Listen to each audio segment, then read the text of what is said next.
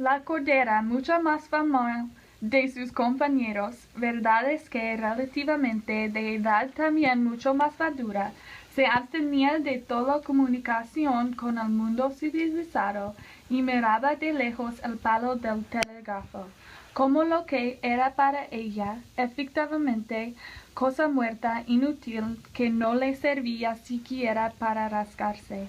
Era una vaca que había vivido mucho, sentada horas y horas, pues experta en pastos. Sabía aprovechar el tiempo, meditaba más que comía, gozaba del placer de vivir en paz bajo el cielo gris y tranquilo de su tierra, como quien alimenta el alma que también tienen los brutos. Aquella paz solo se había turbado en los días de prueba de inauguración del ferrocarril.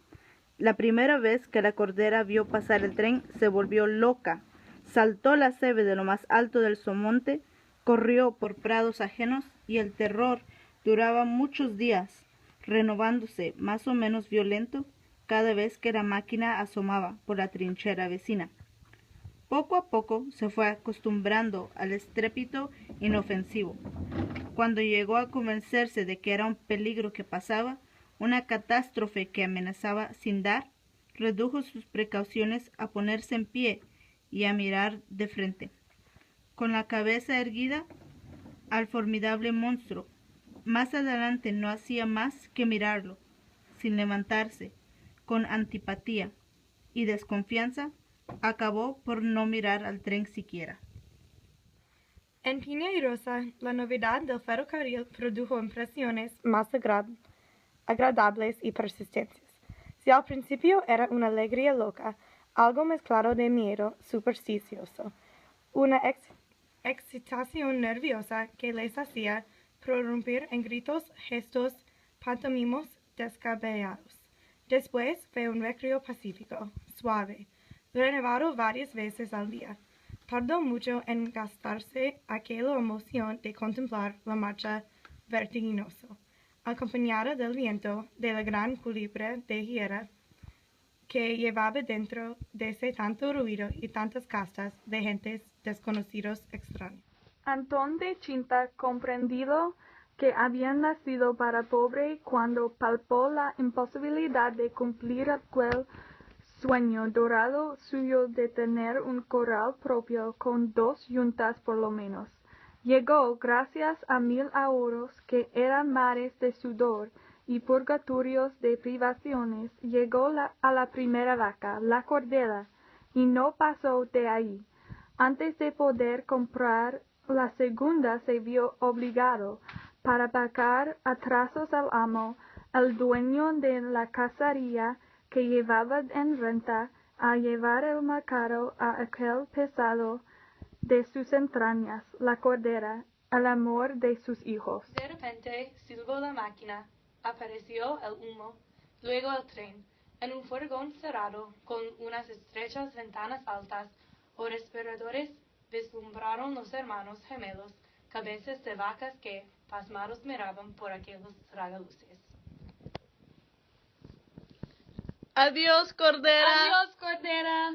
Y llorando repetía el rapaz, más enterado que su hermano de las picardías del mundo. La llevan al matadero, carne de vaca, para los señores, los curas, los indianos.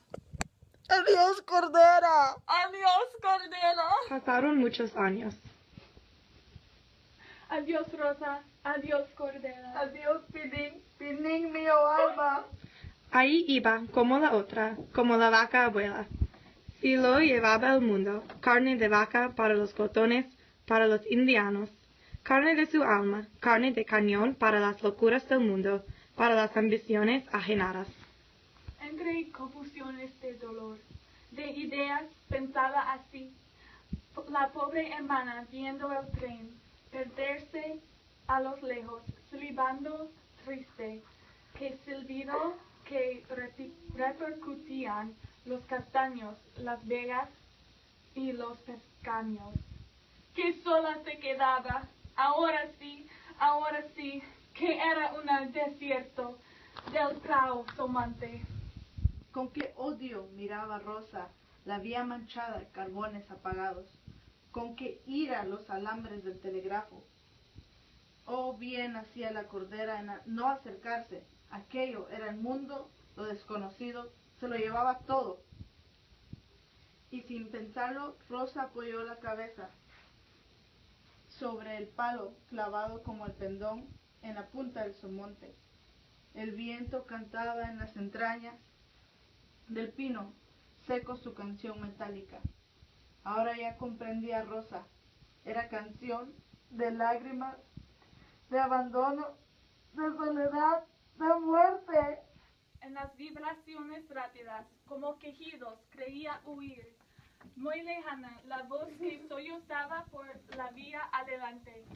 Adiós, Rosa. Adiós, Cordera.